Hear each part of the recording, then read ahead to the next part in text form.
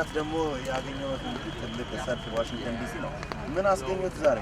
እንዴ ዛሬ የተገኘሁበትማ ይሄንን የኢህአዴግን መነቀል የመጨረሻው ታይሙ ላይ ስለደረሰ በጣም ደስታ ሲሰማኝ ነው እንደዚህ ሆኜ የመጣሁት። በእውነት ሰው ለምኜ ልጆች ለምኜ አይኔም አይም አንገፈገፈኝ። ያይፈሰሰው ደም ዝናቡ ለኛ ምንም አይደለም፣ መሄዱ መንገዱም ለኛ ምንም አይደለም። ደም ፈሶ ያ ሁሉ ሲረግፍ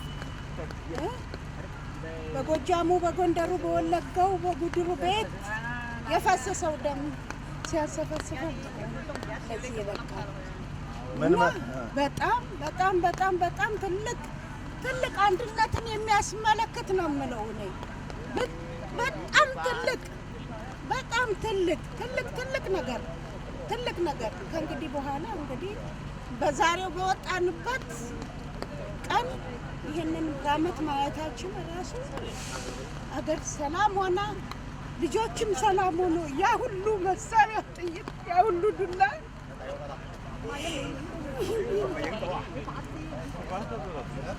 ይህ ሁሉ ሕፃን የደገፈው ያቅማል ብዬ ነው የምገምተው። ያ ሁሉ ደም ሕፃን 7፣ 8፣ 10፣ 9 ዓመት የረገፈው ሕዝብ ምን መብላት ያሰኛል? መብላት አያሰኝም። ወገን እንደዛ ሲረግፍ እኔ 10 ጊዜ ወጥቼ ውጭ ቢኖርም ያደነዛል። የእምብርት ሀገሬ ናት። ባለኝ አቅሜ ባለኝ እድሜ እኔ እንግዲህ ምን ይሰማኛል ብዬ እላለሁ። እንግዲህ በጣም ከባድ ነው። ይህ ሁሉ ደግሞ ህዝብ ለወያኔ መነሳቱ ትልቅ ውድቀት ነው። ትልቅ ውድቀት ነው የምለው ለዚህ አረመኔ ህዝብ። ለህፃን 10-15 ዓመት ተምሮ ደረስኩ ለእናቴ ስል ሲቀር ምን መቀመጥ ያሰኛል? እንኳን ቀን እንዲህ መውጣት ይቅርና ለምን ሌሊትና ቀን ሜዳ እናት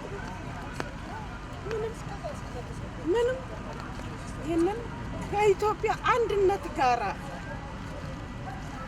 ከጎጃሙም ከጎንደሬውም ከኦሮሞም ከጉራጌውም አንድ ሆነን ይሄንን ነገር ታግለን ኢትዮጵያ አንድነትን እንድናነሳ ነው የምታየኝ።